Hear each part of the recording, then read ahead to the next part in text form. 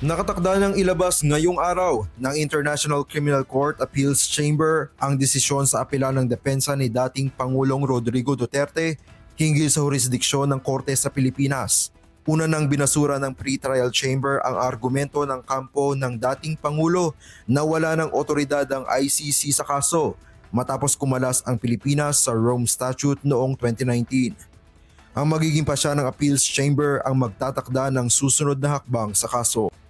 Ayon kay Attorney Nicholas Kaufman, international defense lawyer at lead counsel ni Duterte, isang all or nothing na sitwasyon ang hinaharap ngayon ng depensa. If the appeals chamber decides in favor of defense tomorrow, that's the end of it. It's the end of the case against the former president. It's also the end of the Philippines investigation. Kung papabor ang desisyon sa kanila, posibleng matapos agad ang kaso at maisara na rin ang investigasyon ng ICC laban sa dating Pangulo. Ngunit kung hindi, tuloy-tuloy ang proseso at lilipat ang focus sa confirmation of charges na inaasahang ilalabas naman sa April 28. If the confirmation decision goes against the defense, then we're in for a trial. And that trial will probably start maybe at the beginning of 2027. Sa oras na makumpirma ang mga kaso, posibleng magsimula ang paglilitis sa unang bahagi ng 2027 at inaasahang tatagal ng ilang taon.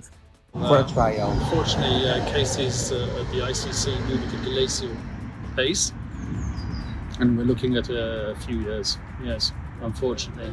That's one of the major criticisms of this court, that the cases take so long. Ipinaliwanag din ni Kaufman na maaaring may mga adjustment sa pagdalo ng dating Pangulo sa mga pagdinig dahil sa kanyang edad na 81 years old.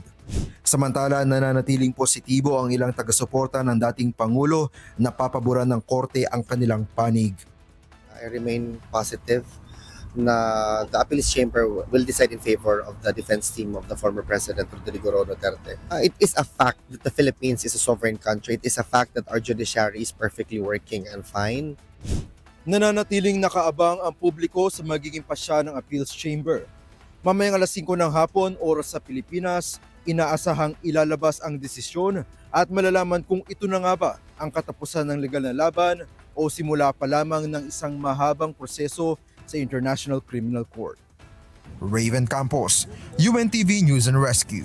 Diyos ang aming sandigan, serbisyo publiko ang aming pinahahalagahan.